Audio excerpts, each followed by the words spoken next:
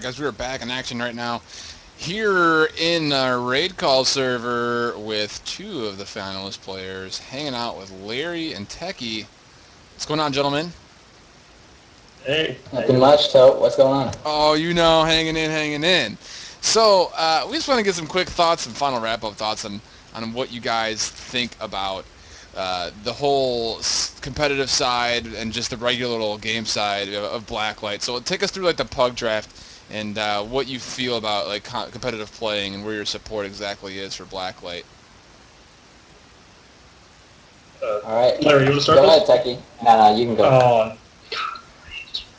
Anyway, basically, I guess I'll go over what I'd like to see happen with Blacklight, because I think that mostly what people understand about Blacklight already, it's really fun, and it's not as competitive as a lot of other games, and that's just because of the current game mechanics, and I think that those can be cleaned up and worked with much more directly.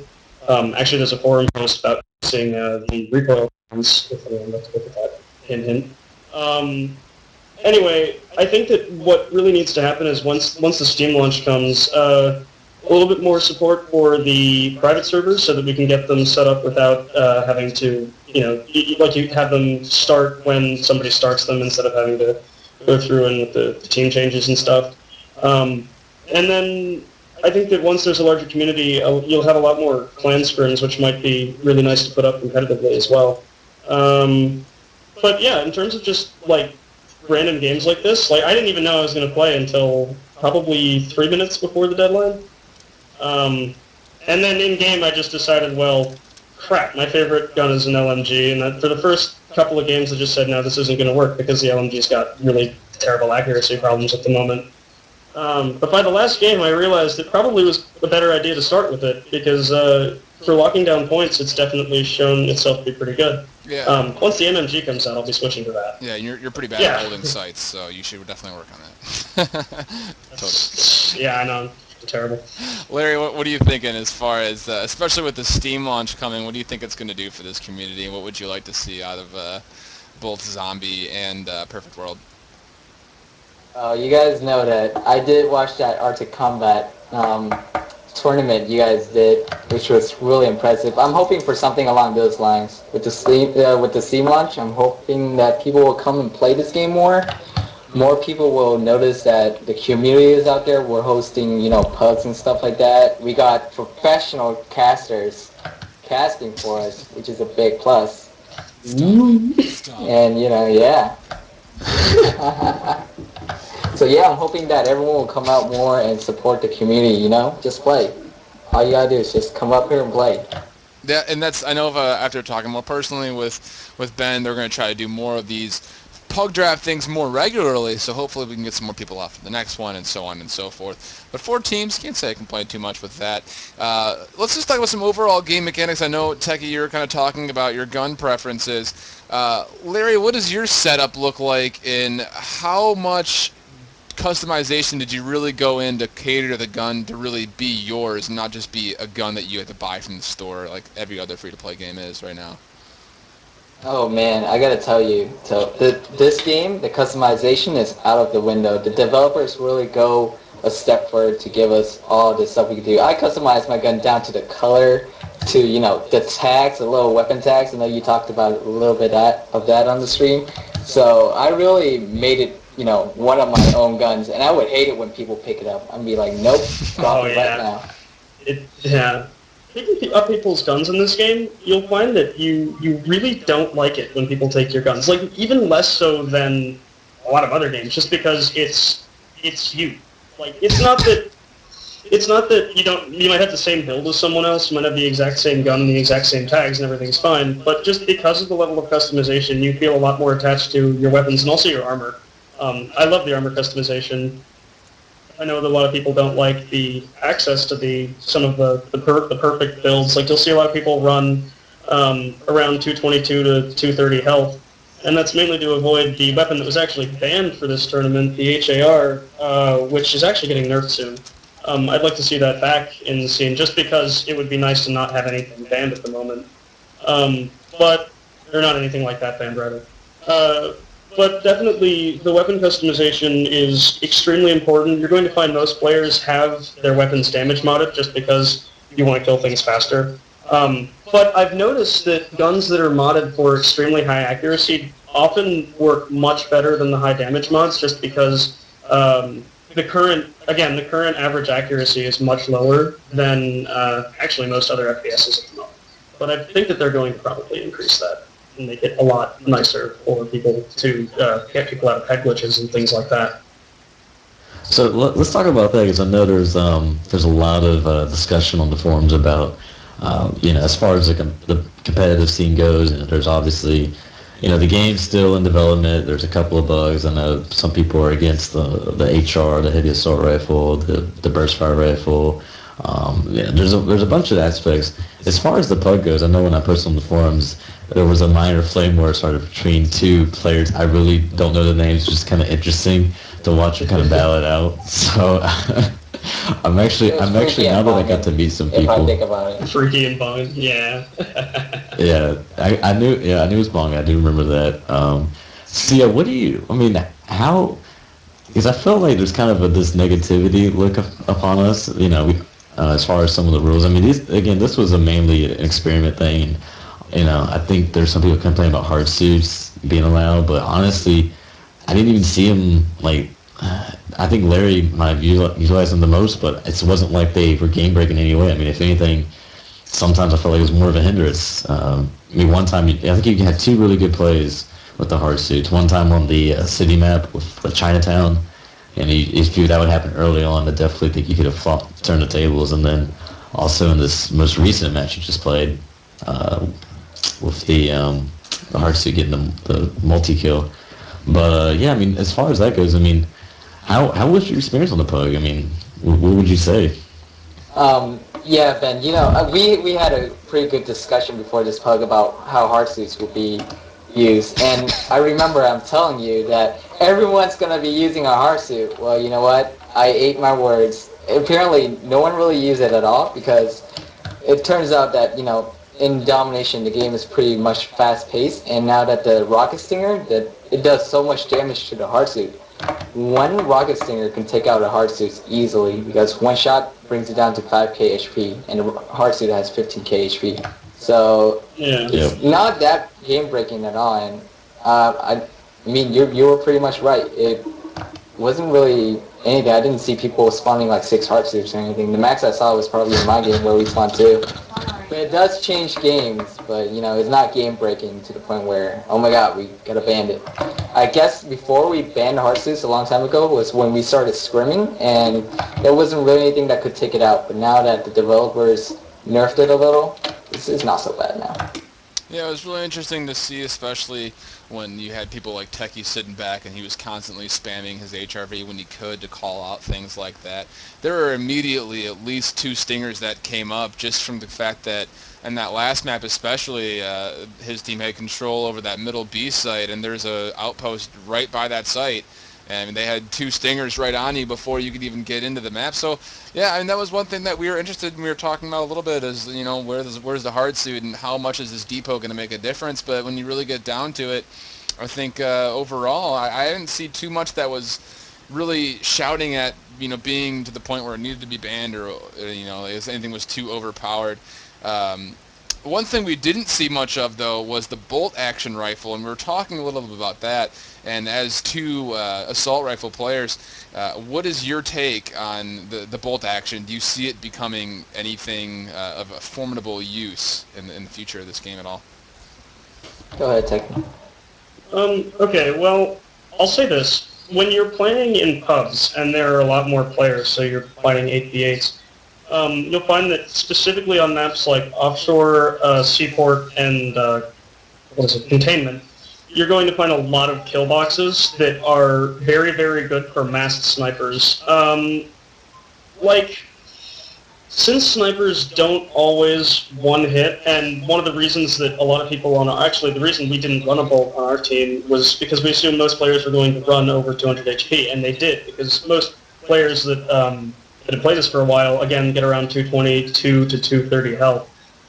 which puts you just outside the bolt action one-hit range. If you have the legendary node, the max you're doing is 220, not counting resistances. So I believe that the bolt action is very, very competitive as long as the armor system either doesn't completely make it useless, because right now, I don't know, it's really irritating to kind of word, but most of the automatic weapons already get headshots so easily that your average kill speed isn't going much up with just an instant kill, because you're not going to find a lot of places where, at least in a competitive game like that, where someone's just going to stand out in the open and die. In pub games, it functions perfectly, and it kills things very, very quickly.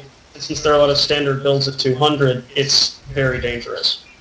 As a competitive weapon, I don't know if I enjoy it one-hitting the build I use, for example, which is 250. You can't go any higher than that.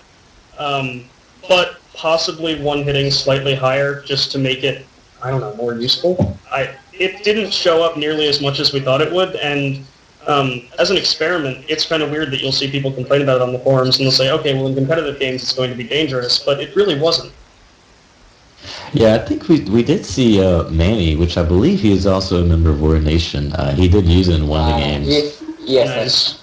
Yeah, sucks. Oh, okay. My mistake. Whoa. My mistake. No, that's alright. It's alright. Yeah, I know. I forget what map it was. So there was one. I think it was like Seaport. Seaport's the one I was watching. That. Yeah. Yeah, and he didn't get a lot of one hits. I actually was looking through, and I think 2 out of 5 players on the opposing team did have under 200 HP. But one thing I did notice, if he hit a guy, they were pretty much a goner because it took one bullet from any gun. Like, it didn't even matter, SMG, AR. So they really couldn't. Like, it did. He had a pretty high score too, like 21 and 5. Yeah, if I'm not mistaken. With it, to be real. Yeah. So surprisingly enough, he did do pretty good work with it. I mean,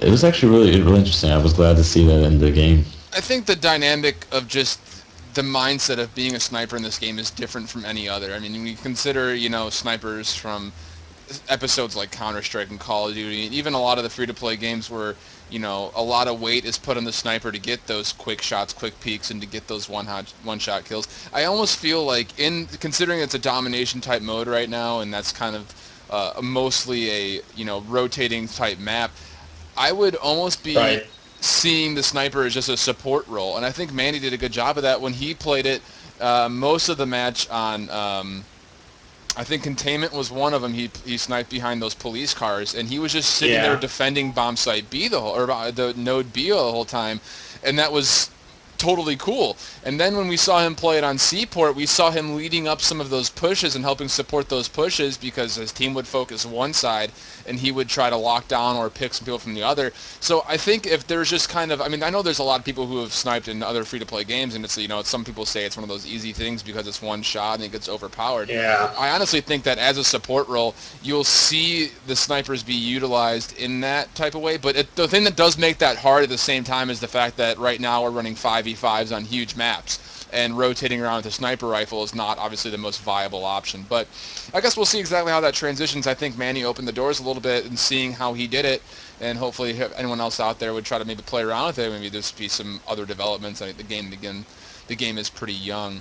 But turning from the game side itself and going more into the competitive scene, and this is more directed at Ben, coming from a caster and on behalf of some of the players that have been talking in the chat. Where do you guys as UCG support Blacklight, and what other big plans do you have as far as game support and inclusion goes into the competitive world? Well, personally, I think the game has a lot of potential for a free-to-play game. Keep in mind, it's by far one of the most unique free-to-play games I've ever played. The HRV completely changes the game. It's very unique. I think it has a big. I think it has a market out there. I think if players would give it a shot and really stick to it, the game is still in development. Larry was mentioning the recoil needs to be. The skill ceiling could stand to go a little bit higher in the game.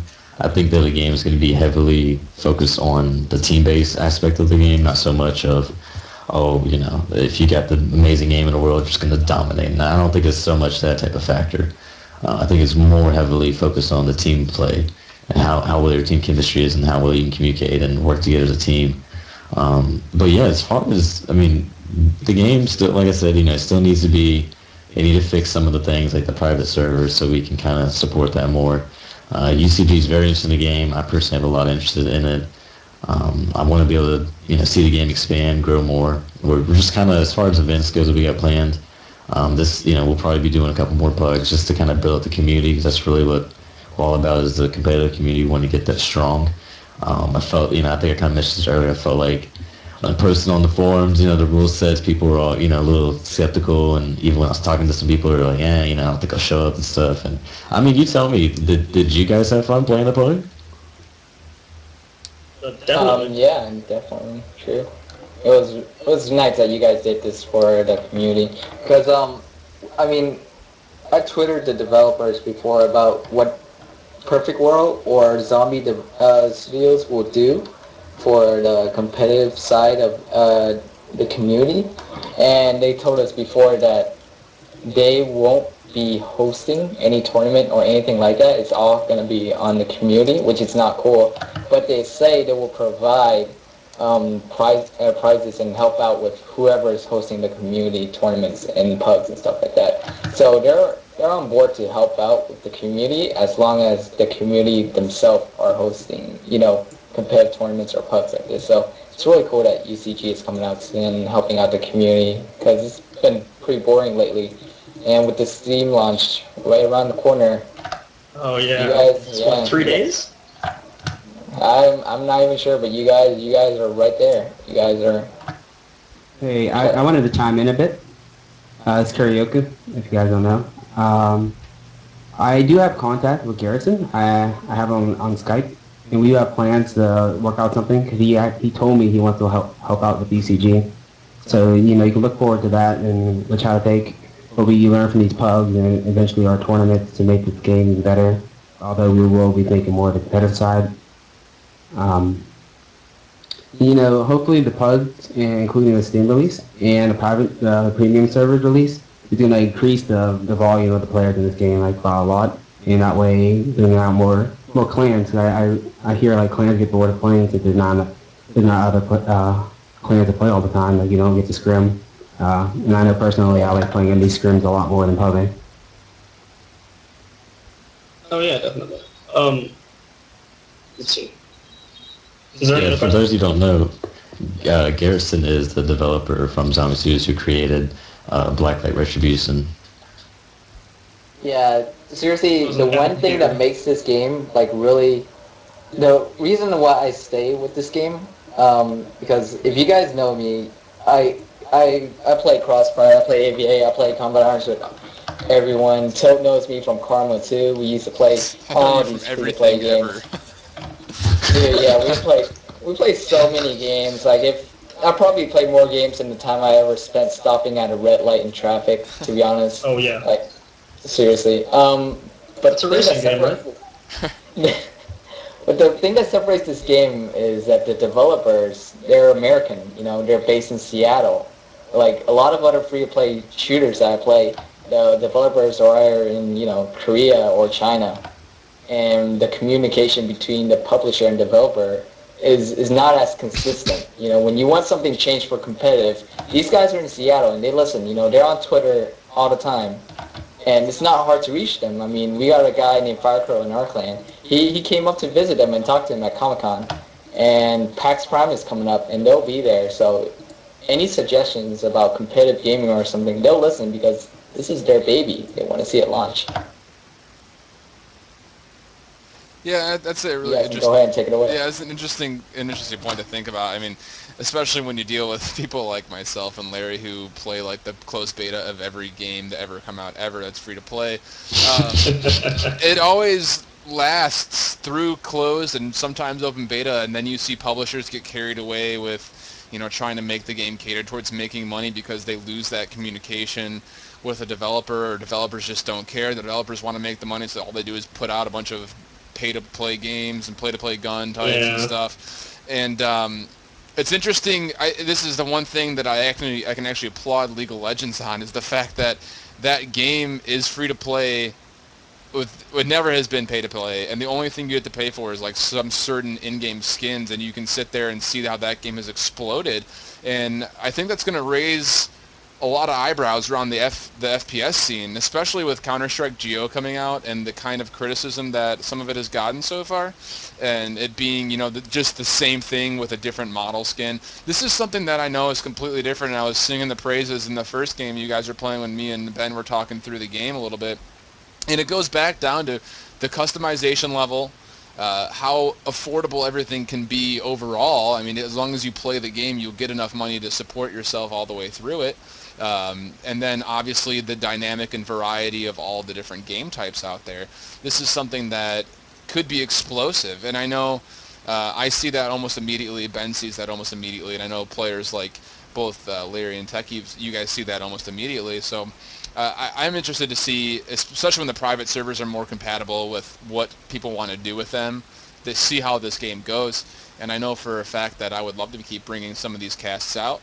And yeah, overall, unless there's any other community questions, which we'll hopefully get some on the chat, that's pretty much all I got. Ben, Yeah. what are you thinking? I also just want to ask you, Yeah. how, as a caster, what do you want to see more from this game? Yeah. Because I know this is your first time casting for this game, so how do you feel?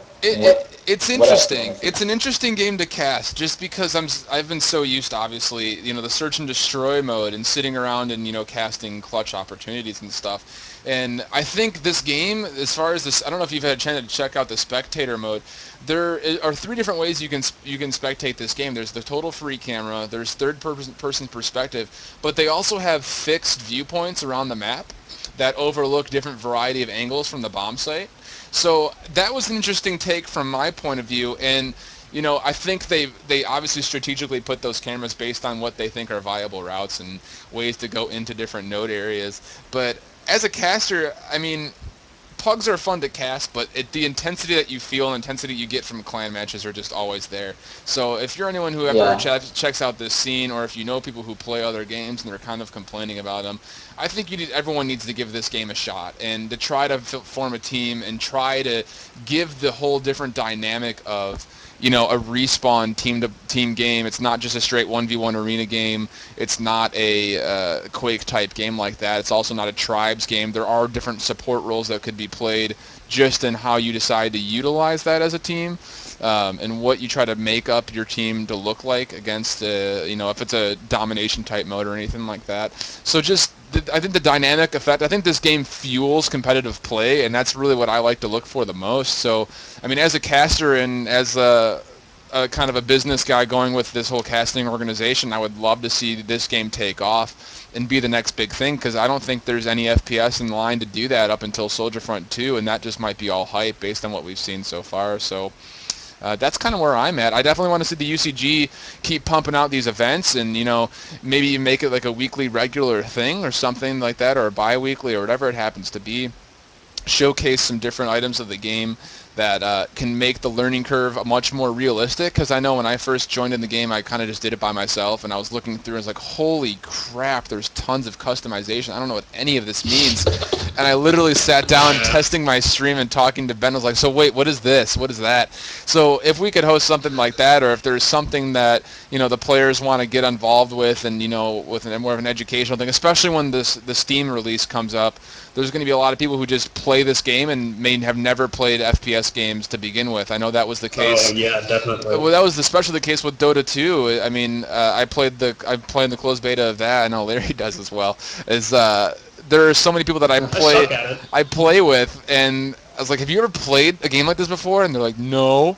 And I know it's going to be the case for Blacklight as well. I mean, it's going to look cool. It's going to look flashy. It's going to tax on some people's video processors and video cards, and they're going to want to play it just to see it, and they're going to get lost in the front matter of it. So trying to cater to just the community is what I'd like to see, no matter what it takes. If it's players who want to get involved, it's the UCG who wants to get involved. I am always down to sponsor anything I can with my organization as well. So if there's anybody out here watching who wants to start an educational thing up, or a basics gameplay type video thing up, there's going to be a YouTube channel up, and obviously the stream can always go.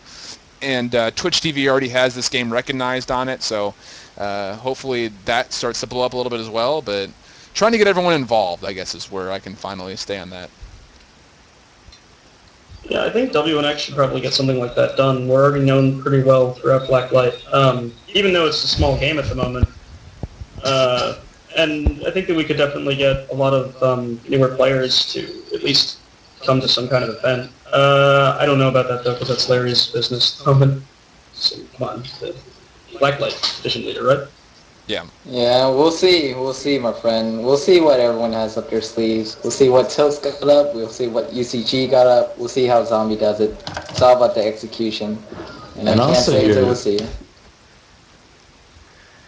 I also hear that there's a new game type, like I've seen in the video, Siege, if I'm not mistaken. Can you kind of explain a little bit of that? Actually, since Larry's from AVA, he knows a lot about it too. I played AVA as well, and I know that immediately I started talking about AVA, but that's mainly because Siege has a very similar playstyle from what we've seen in any kind of trailers or any kind of discussion surrounding it, because obviously it's not here yet.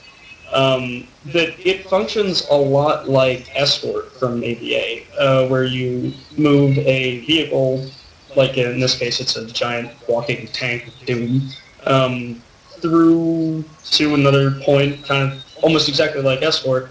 The one thing I like that I've heard about it, though, is that the minigun on it is not exposed, so I'm very happy that I'm not going to get sniped in the face. Yeah, I know, that's my biggest problem with Escort, because I love machine guns.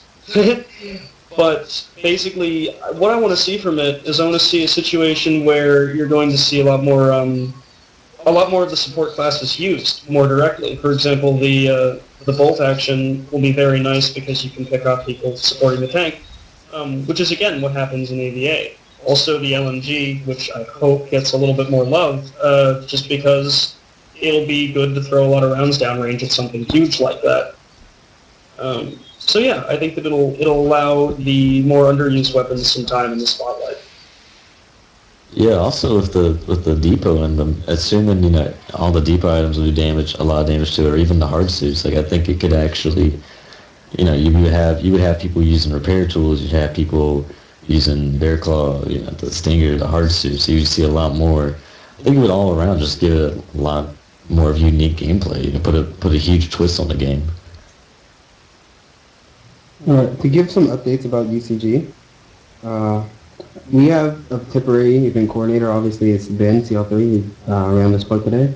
But we have Pro got banned. He said he's interested in being our actual event coordinator, so we can get someone that's specifically at this game, and that way he'll be able to make better events. And he obviously knows the community better than we do right now.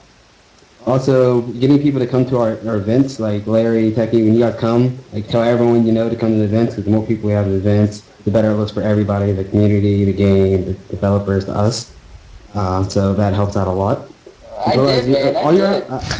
Tonight you see the WNX tag and rocking everywhere. I have no idea. Seriously, yeah, everyone has WNX. Got 2EX members, right? Everyone's questions and everyone's insight, you could... On the UCG forums, we have on the Blacklight Retribution, it seems like it's been getting a little bit love, but any questions you guys have, we're always looking. We're always looking. We have monitors there. We definitely reply personally. UCG is small enough right now where you could talk to me and talk to Don, talk to the community manager. You actually need to. Same thing with if you guys get on the raid call. We have to thank raid call for helping us. We're the main sponsor right now, so. Having these events, having you guys on here to speak to us helps out a huge amount. Final thing I have to say is our partnership with CSN means that anytime we're actually run our first tournament or a big event for BLR, there is going to be a lot of advertisement for the game just through their media, and we may even stream on their Twitch, and that'll be a lot of followers. So including that with the Steam release. And all those other things we said before, this game, I see really good things coming out of it, and we'll continue to support it. Yeah, I think one thing, if any of you guys do keep in contact with any development staff with this, get them to publicize it on their website that you guys hold things more routinely. I know there was that one, when the CGO was helping out with AVA, they put it on, the AVA banner that the CGO was doing this, and, the community support, it was right around their 5th or 6th term, and the community support went through the roof, and that's when we maxed out on teams, is when that was up there. And especially with the Steam release, for people not to be competitive, maybe try to talk to them about getting like the banner like every Thursday night information here, and that if we were to do something like this where it's a routine thing, I would think you would see the numbers just jump up. I mean, there might be a lot of people out there you don't recognize that come through and play, but it would get more people, and you would get a lot more teams. And I don't know. I think you guys did a really good job with this one, and the only thing that really it's got to be a partnership thing for this game to succeed. Obviously, both parties want the game to do well. Obviously, Blacklight doesn't want their competitive scene to die, and at the same time, UCG wants the competitive scene to grow further, and that's only going to happen once the awareness of both parties is completely on the same page. Yeah, I'll be sure to talk to Garrison about a bunch of things. I know I have CL3 in the conversation, and the CEO of CSN wants to be in our conversation, so we should get a lot done whenever that meeting goes down, which should be within this week. And with John? Yeah, John. And you keep mentioning the AVA. I will be working with Area after the merge if anyone's interested in the AVA part of the UCG. I'm intending on playing AVA again since they have the MG4. And I'm always down to help with casting, whatever. So, cool. Yeah, thanks a lot for Tilton being here and shoutcasting. I know Ben has been talking to him a lot. Really appreciate that. Oh, of course. I do enjoy it. Thanks for coming out, man. Hey, thanks for When we got my shout-outs. getting all your shout-outs in. Cool. Well, pending some last-minute shout-outs, Larry, final words. Final words. Big shout-out to WNX, of course. We love to rock it out everywhere. Shout out to you, Tilt, for actually casting this. I was pretty excited. I heard you were doing it. Shout out to UGC. You guys coming in and saving the competitive community. Oh, I'm sorry. Excuse me. Shout out to everyone who came, all the other clans, and shout out to my friend Poop7. I love you, Poop7. What? Wow. Tech, final words. Well, I agree with everything Larry said. Definitely shout-outs to WNX, since, I'm also in WNX. Obviously UCG, and great to Tilt for all the shoutcasting and everything. This is kind of weird, but also to my math teacher. That's kind of weird, but he's going to be watching this. Wow, hardcore. Yeah, to my math teacher. Yes. Thank you for math. Also to Garrison for You should teach me how to count. MMGs, man. We gotta have that. That's fine. Benjamin CL3, last words for you, my friend. Yeah, as far as events go, we definitely we'll probably be looking to doing the pugs more. We probably will do a little friendly match between two clans. We'll probably have Tilt, if you wouldn't mind, your expertise again. That'd be great. Me and you go double team on that. It'd be fun. I had a lot of fun, and then would like to possibly do an interview with Garrison. Either probably once the Steam release goes through, we'd like to talk to him about the game and just kind of promote that. So yeah, thanks for coming on, guys. Please tell everyone you know, spread the word. Tell them good things. Because we want to see this grow. Next time. Well, try to finish up too. I'd like to see any KOS or. We need to get some Mara people here. All right, guys. Sorry about that. Well, that's going to be it for us tonight here at casting up this Blacklight Retribution Pug Draft Night, sponsored by the UCG. Make sure you guys subscribe and follow along with them on their Twitch TV account as well as on their website. And at the same time, make sure you step on over to twitch.tv/InclineTV and give some love and support there for my casting organization. Again, we'll be bringing some more events out that way. And for everyone here, big shout-outs there, big shout-outs here. Community, thank you for stopping by. And we will be with you guys with some more Blacklight action here coming up within the month, or rather at the start of the month of July, because it's not July yet. We'll see you guys all then. Thanks for tuning in. Again, this is Alan Tilt Donofrio on behalf of the UCG, Larry and Tekky, and all the players who played tonight. Thank you very much. Have a great rest of your night, and